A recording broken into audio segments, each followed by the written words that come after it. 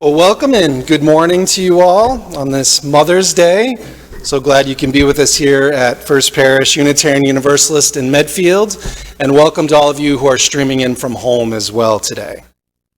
This congregation first gathered in 1651, and this historic meeting house where we worship this morning was built in 1789 on the unceded ancestral lands of the Nipmuc. Welcome to this place. Here we search for truth and understanding. Here we celebrate life and we contemplate its mysteries. Here we share healing and wholeness. So whoever you are, wherever you come from, whomever you love, we welcome you to this congregation.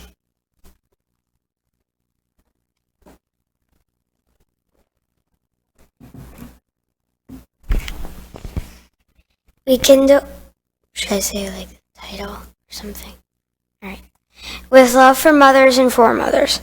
We kindle this flame with love for mothers and for mothers, past, present, and future. We kindle this flame in celebration of community and its generations. We kindle this flame with respect and support for the greater circle of life of which we are all a part.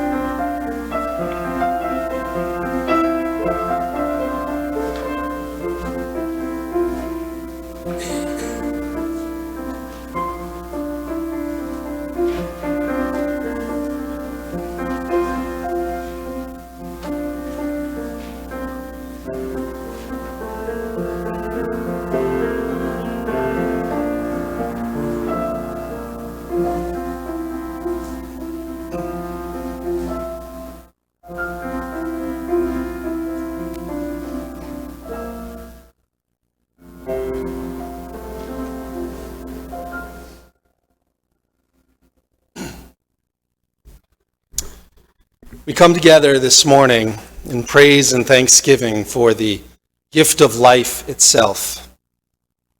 Someone gave birth to us, and some of us have given birth. All of us have been mothered in our time. All of us have mothered.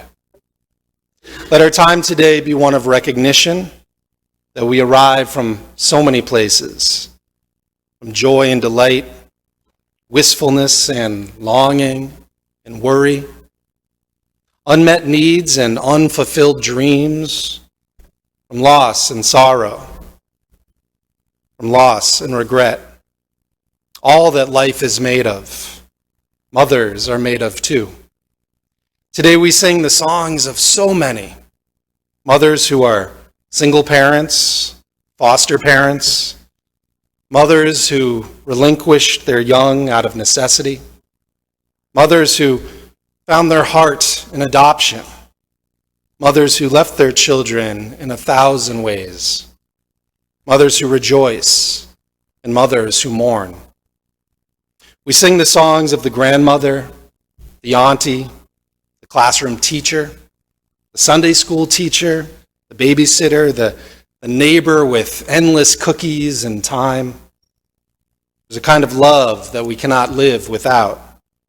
It's never too late, no matter our age or our situation. For today, we sing a song of gratitude for all those moments of being known, of being cherished, and of being found. Friends, let us worship together.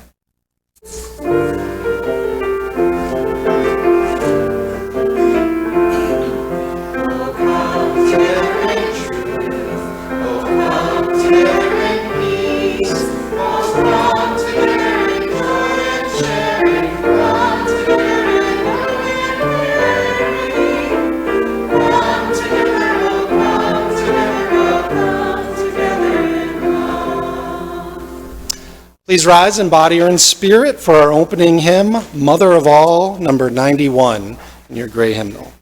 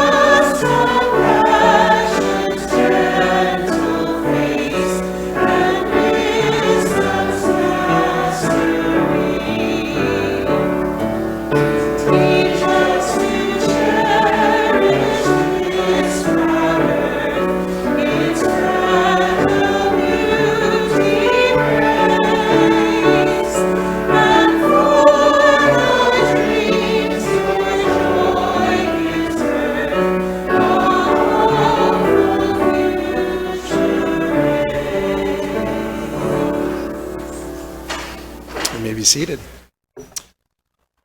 All right, well, today is a special day when we are going to welcome some new members to the congregation. So to help me with that, I'd invite forward Martha Castle and Jess Raza, the co-chairs of the Membership Outreach Committee. If you could stand over here, and I would like to invite our soon-to-be new members over here, Tracy Resendez, William Russell, Jackson Raza, and Ron Texera.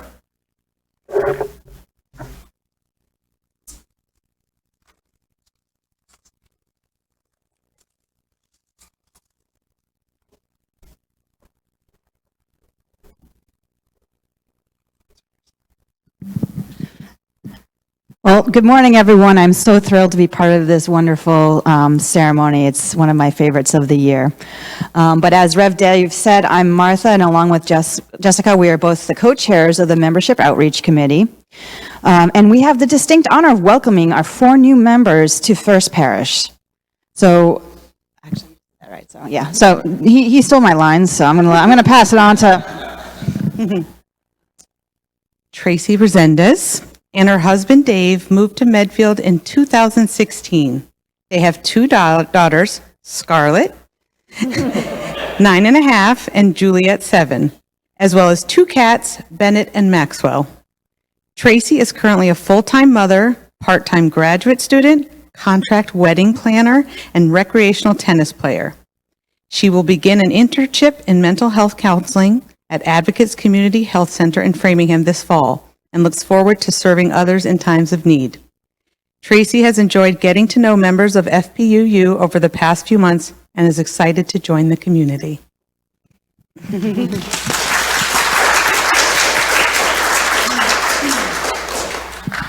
So Ron Texera was previously a longtime member of First Parish, and we are so pleased that you are returning to become a member with us again. So he and his husband, Don, were married here at First Parish in 2004, which was one of the first same-sex marriages in the country. So fantastic. Ron is a former telecom systems engineer, a former alcohol and drug counselor, and a Navy veteran. But more importantly, he is a loving husband, an amazing dad, and an even more amazing granddad.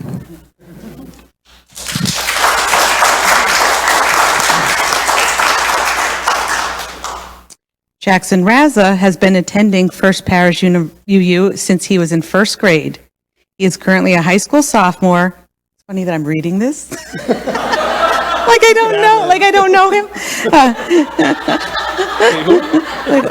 And he recently got his driver's permit. And he drove me here this morning. He is a varsity tennis player, avid history fanatic, and enjoys a lively debate with his sister. FPUU has been an important part of his life for more than half of his life. When coming of age finishes next week, he will be a graduate of FPUU RE and now an official member.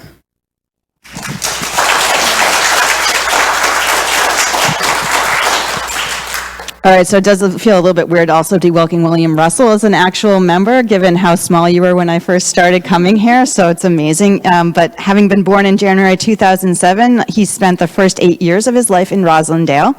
Once he came to Westwood, he landed the part of Willy Wonka in his 5th grade musical, and his parents realized that the stage was his home, and I think many of us here also saw that.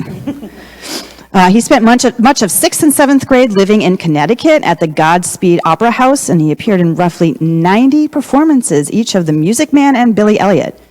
His recent roles included Billy Flynn in Chicago, the Beast in Beauty and the Beast, and Sebastian in the musical version of Twelfth Night. So William also, because he apparently doesn't have enough time in the stage, is a student of our very own Eva Kendrick, acts and dances in school productions with Kaylin Dyke, and Kaylin is at the Ensemble Performing Arts Studio. So thank you.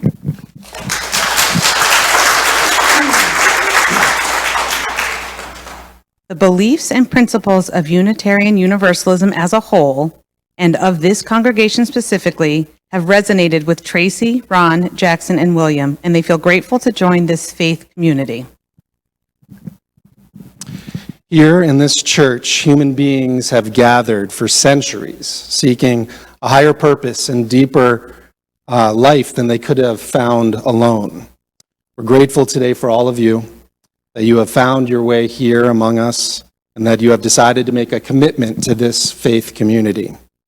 We hope that as a member of this church, you will allow yourselves to know and to be known, to minister and to be ministered to love and to be loved by all the members of this congregation. We never really truly know what combination of fate and friendship and good luck it is to bring certain people together into this congregation. But we believe that membership calls each of us here to celebrate the faith that has drawn us together. And we regard each one a spiritual friend and a potential teacher, even and especially on occasions of hard times. The relationships we form in this congregation are based on needs of the soul, needs that render each of us vulnerable, and therefore reliant on each other's grace and goodness and an amazing generosity of spirit.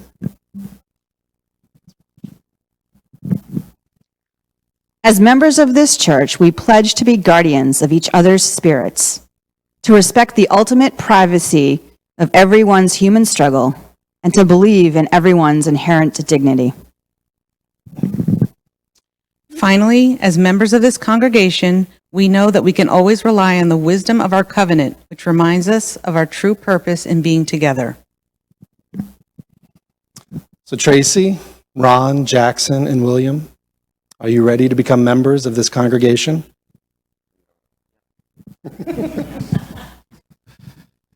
All together, let's speak loudly into the mic. In the bonds of fellowship and love, we unite to cultivate reverence, to promote spiritual growth and ethical commitment, to minister to each other's needs and to those of humanity, to celebrate the sacred moments of life's passage, and to honor the holiness of the heart of being. Tracy, Ron, Jackson, and William, we all welcome you to this community with our open hearts.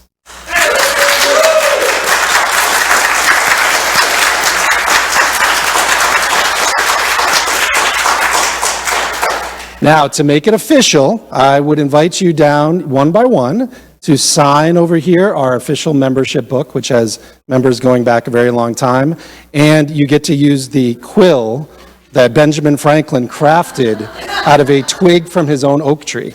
So, why don't you go? Yep.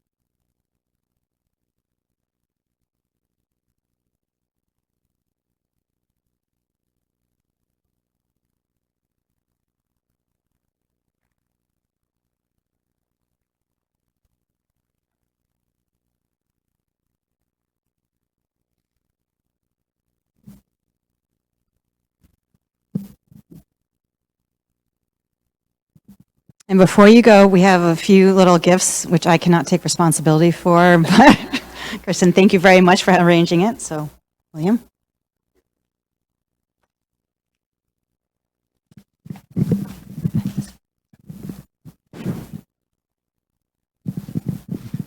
All right, one more round of applause for our newest members.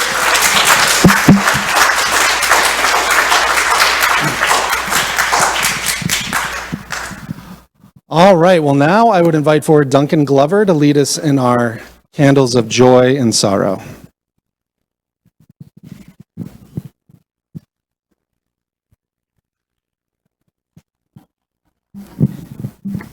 Thank you, Reb Dave. Yes, my name is Duncan Glover. I'm a member of the pastoral care team, and now is the time in our service for those of you who wish to come forward and give a joy or concern. Please tell us your name, light a candle, and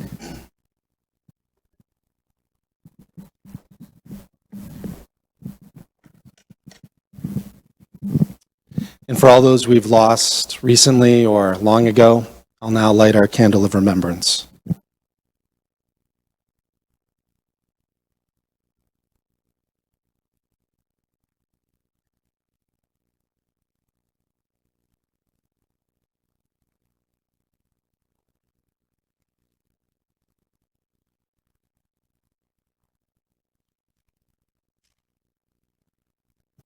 I'll consider it virtually lit. Oh my goodness.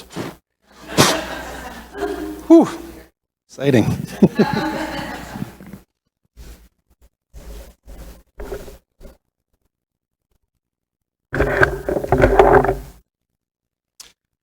Now I'd ask us to quiet our hearts and minds as we enter into a time of prayer and meditation.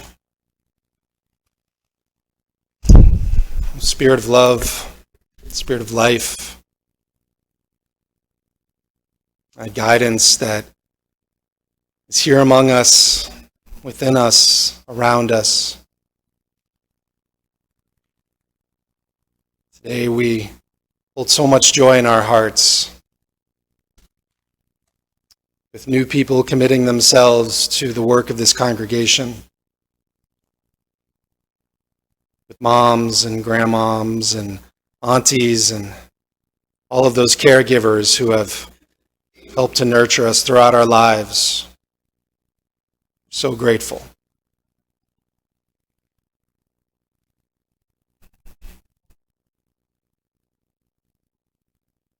Let's also hold in our hearts those who are grieving,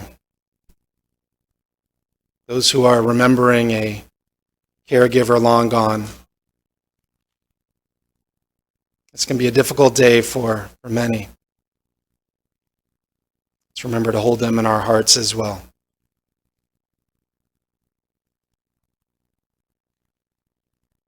And especially hold all of those moms who today are tragically grieving the loss of a child due to gun violence, due to poverty, due to war.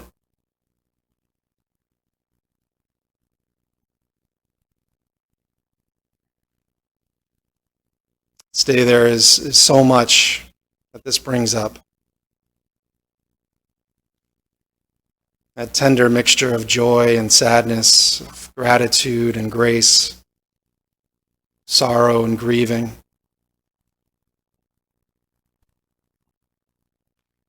But among all of that, we're so grateful to be together in this community of care and support.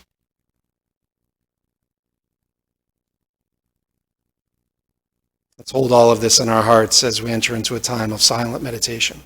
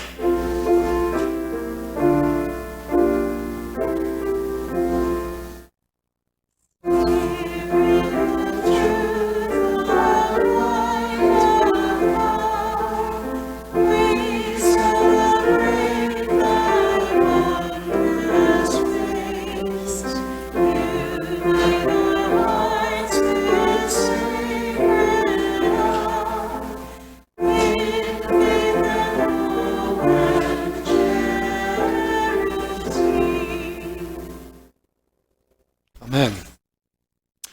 Well, now I'd invite forward Scarlett Resendez to share with us the morning's reading.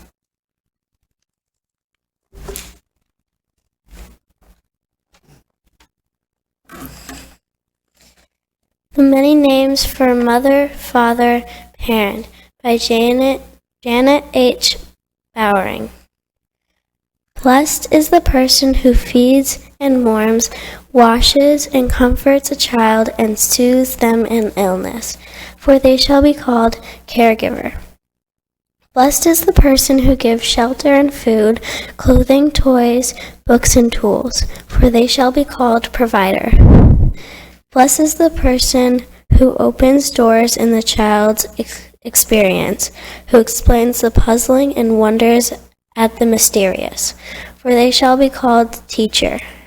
Blessed is the person who shields a child from that which will wither or warp, who protects a child from abuse and exploitation, who guards against bullying and scorn, for they shall be called defender. Blessed is the person who takes time to listen, who is there for a child in darkness, who is aware of the fears, who speaks the words of encouragement in moments of despair, for they shall be called sustainer. Blessed is the person who guides a child in the search for beauty, who encourages them at what is daunting, who steadies them as they explore new experience, who fires their aspirations and their dreams, for they shall be called inspirer. Blessed are all these persons who help bring an infant along the many paths to maturity, for in them is the future well-being of humanity. Yes, blessings to all you caregivers. Now I would invite Avery Raza forward for a brief reflection.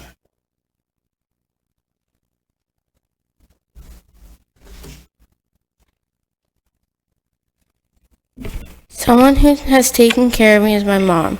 She feeds me, drives me places, and lets me do most things I want. She cares about me and my whole family and helps with everything. She's the best mom ever, and that's why we love her. Thank you. And speaking of the best mom, just get yourself together, Jess. Now I'd invite forward Jess Raza to lead us in a kindness stone activity. Duncan Glover again. As a member of the annual fund drive committee, I wanted to thank all of you who have made a financial pledge for the upcoming year, as well as all of you who donate your time and your talents to keep the doors of this meeting house open for all who wish to enter and worship with us. Our offering will now be taken and greatly received. Kay, I'm going to do a little switch on you. We have a couple of children who would like to take the offering. Noble, would you like to help? Or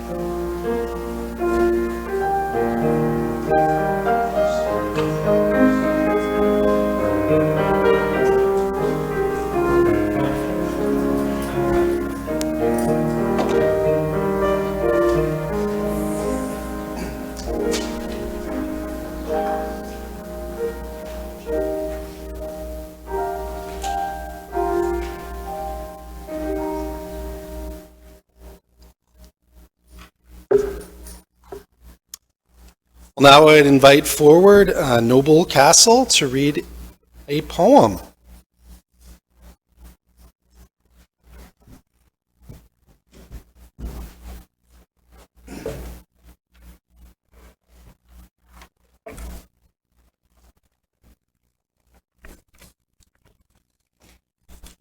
For All the Mothers by Linda.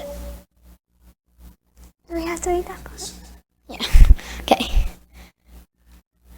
For all the mothers and mother figures and all the grandmothers, aunts, and extended family members who mother. The soon-to-be mothers, the wish they were mothers, the never wanted to be mothers, the it's complicated mothers, the birth mothers, foster mothers, adoptive mothers, stepmothers, they used to be dad mothers, and more than one mom mothers. The single mothers, the separated mothers, stay-at-home mothers, unhoused mothers, the grieving mothers, those who grieve their mothers, and those whose grief is complicated. For all the communities that mother, and for all who depend on the Great Mother, you are held and beloved. Great job, Noble. Thank you. Well, today we gather in honor and gratitude for all of those caretakers who have nurtured us throughout our lives. But as a father, as a caregiver myself, I want to raise up the perspective of not just all of us who have been nurtured over our lives, but a perspective from all of us who are currently nurturing.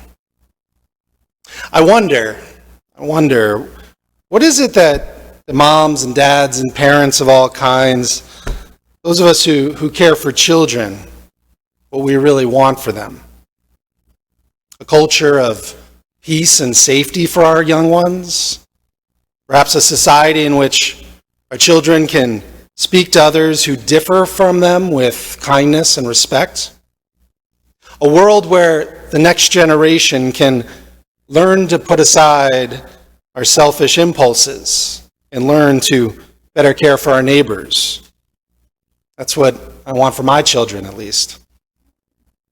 Today I'm so grateful. It's a picture-perfect day outside with the sunlight filtering through the trees, heavy with blossoms and new leaves, all made fresh by the recent rain. There's so much beauty in this world, so much beauty that our children are entering into. But it's not all sunlight and gentle rains. There's much that's disturbing and disappointing and even frightening about this world that our children are entering into, something that we all know as well. Well, this morning I want to talk briefly about something that is making it more difficult for our children to thrive, that radical self-interest that seems to be running amok in our culture right now. Now, this attitude that I'm going to get mine no matter what, with no concern about who or might get hurt in the process. Something I'm worried about my children entering into, especially with my eldest about to enter into the adult world. The most visible collective example of this in recent weeks has been that debate you've been hearing about over the debt ceiling that's being talked about in Congress. We've watched as these stubborn politicians in power debate defaulting on our national debt, which would have disastrous effects of stripping funding from programs and projects that support our public schools, and maintain our nation's infrastructure, that ensure the health of our justice system, that protect our environment, and that creates safety nets which support the elderly and the poor and the most vulnerable among us. The other day, I was at home, as sometimes happens at the end of a long day, and I was looking for something to watch. I couldn't find anything, and so I happened upon that movie, Atlas Shrugged. Yeah. It's a film based on the best-selling novel by Ayn Rand. Well, this film was, of course, panned by the critics, a panning which I totally agree with. But I was interested in that moment of hearing the perspective of the other side of that political rift. You see, to be honest, when I was a teenager, I'd actually read Ayn Rand's novel, Atlas Shrugged. Well, to be honest, I sort of read it. It was a little bit of a slog. But, I remember thinking as a young person, yeah, this was a pretty harsh philosophy, but at the same time, her pull yourself up by your own bootstraps mentality, it touched part of my adolescent longing for freedom, my adolescent yearning to be rid of authority figures and systems that I thought were controlling me and telling me what I could or couldn't do. As you know, I was My adolescent innocence and bravado, it convinced me that that I could do anything I set my mind out to do. So a little bit of that novel resonated with me.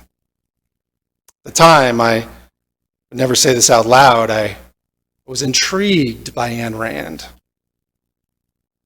But then I grew up and I encountered a great big world and all of those, all of those parts of our theology and perspective that we come to question. And just like that, I left Ayn Rand in the dust. So imagine my surprise when I started hearing that Ayn Rand has become the new darling of that libertarian Tea Party movement of several years ago, and many of the current MAGA Republicans whose extreme philosophy has led many toward violence and sedition. But there I was, to be honest. I was tired on my couch the other night, and I thought I would revisit this movie on Ayn Rand's novel. It was a bit like, I don't know if you can identify with this, but that masochistic interest a liberal might experience when forcing ourselves to watch a few minutes of someone like Tucker Carlson. Has anyone had that experience? You know, it's hard to look away. It's a little bit like a train wreck. Somehow it's intriguing. And I justified watching Atlas Shrugged of telling myself it was research for this talk right now. Well, I can understand why Ayn Rand's philosophy would be appealing to libertarians and many of those within the current conservative movement. You know, this belief that you can own your own life and have no responsibility to serve society or the common good. This belief that the government should stop messing around in your private life, should stop standing in the way of you achieving your goals. You know, years ago, I heard Gary Dorian, the Reinhold Niebuhr professor of theology at Union Theological School. As a social ethicist, he spoke about the way in which the common good has been taking a beating in recent years. He reminded us that economic inequality, which is one of the measures of social health, has accelerated dramatically in the U.S. since the early 1980s. He cited these statistics. He said 1% of the U.S. population holds between 34 and 39% of the nation's wealth. The top 5% hold between 66 and 72% of the wealth, and the bottom 50% hold 2% of the wealth. The bottom 50% hold 2% of our nation's wealth. The share of America's income held by the top 1% of the population has more than doubled since 1980, while the bottom 90% has, since 1975, coped with flat wages and mounting debt. He goes on to say, how could a nation possessing a strong tradition of middle-class democracy allow the middle class to be eviscerated? How could a democratic electorate support policies that turned American society into a pyramid, devised lift the drawbridge municipal arrangements, decimated public schools, and until recently been willing to leave 40 million Americans without health insurance? Faced with corporate flights to low tax and cheap labor markets, he says, why would Americans support tax incentives for corporations to ship their jobs overseas? Professor Dorian explained that in the past, the impulse toward the primacy of the individual had been countered by the biblical tradition in which a society is judged by how it deals with those who are less well off. And the primacy of the individual is also countered by republicanism.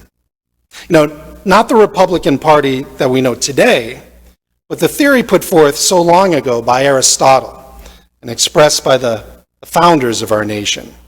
That theory that a free society could only survive in which there is equal opportunity and equal conditions for all of its people. It was this understanding of the common good. You know, I thought of this as I looked at a picture the other day of a farmer in the Midwest. He was surveying the buildings of his farm that were completely surrounded by floodwaters. The flood had been caused by a decision of the Corps of Engineers to break through a levee on the Mississippi River in an attempt to protect towns above and below the levee.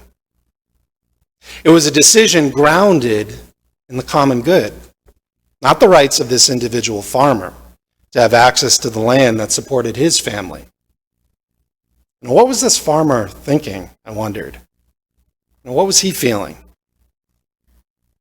In talking about the tension created between the rights of the individual and the common good, Professor Dorian referred to a book which some may recall called Habits of the Heart. The author, Robert Bala, claimed that a shift took place in the early 1980s when a new and largely unchurched generation voted for President Ronald Reagan and then cheered his broadsides against liberalism, against unions, against the welfare state, against the feminist and the peace movements, and even against mainstream churches. Robert Bala and his supporters claim that this is what triggered a loss of community in American life and a trend toward a rootless and egocentric middle class. That concern for the common good was replaced by a preoccupation with individual rights and individual success. Professor Dorian said that Habit of the Heart had its flaws because it focused on white middle-class professionals. Although it was correct in stating that so many Americans no longer have character-shaping communities like this one. And they've moved more towards that which they can look for guidance and instruction. Instead, it's a consumerism and the pursuit of individual success that has taken over in our society. Unitarian Universalism for centuries has promoted the concept of human freedom and human potential. In the 19th century, preachers like William Ellery Channing were extolling the virtue of the free mind. And Ralph Waldo Emerson was talking about the individual's direct relationship with the holy. But there was no need for intermediaries. He said that we are to think of ourselves and to not depend on what others have thought or what others have said. Human potential is what these 19th century Unitarians were preaching. It was onward, it was upward. And it was good that they did so because our culture at the time had seriously restricted human freedom. It was when the pendulum had swung too far toward confidence in the individual alone that we started preaching once more the need for community, the need for character-shaping communities, the need for communities of faith like this one. Last weekend, many of you joined us for the environmental fair outside on the green. There were demonstrations of green electric mowers, of snow blowers. There were goats who you could hire to come and clear your overgrown yards. There were games, there were kids, there were families, there were books, art projects, all enjoying that glorious spring day. It was a joy to encounter so many children and elders enjoying each other's company as they engaged in ways to make our world just a little bit greener, a little more environmentally sustainable, something that benefits everyone, regardless of one's political perspective.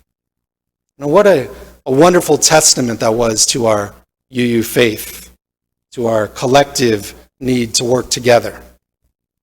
And isn't that one of the main things we want for our children? To sustain this community of faith in which the individual is encouraged to grow and to flourish. And a community in which we also acknowledge our responsibility to care for one another. A community of faith in which radical self-interest is countered by our religious concern for the common good.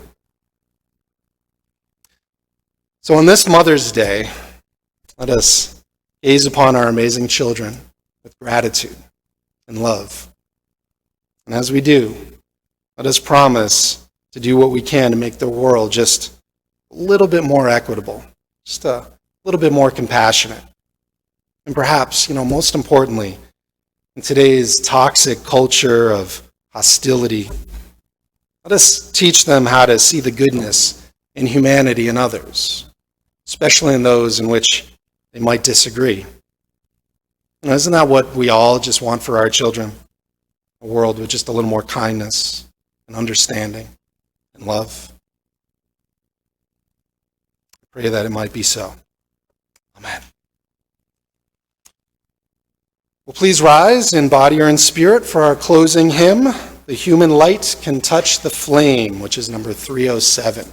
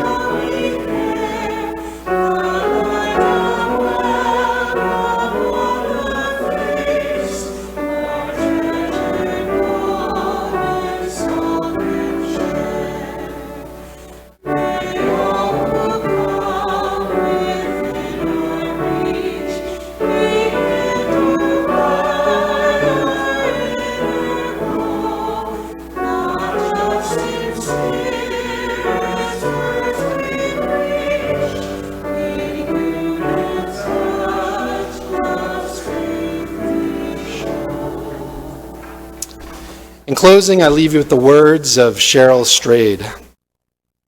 When it comes to our children, we do not have the luxury of despair. If we rise, they will rise with us every time, no matter how many times we've fallen before. I hope you will remember that next time you fall. I hope I will too. Remembering that is the most important work as parents we can possibly do. Go in peace.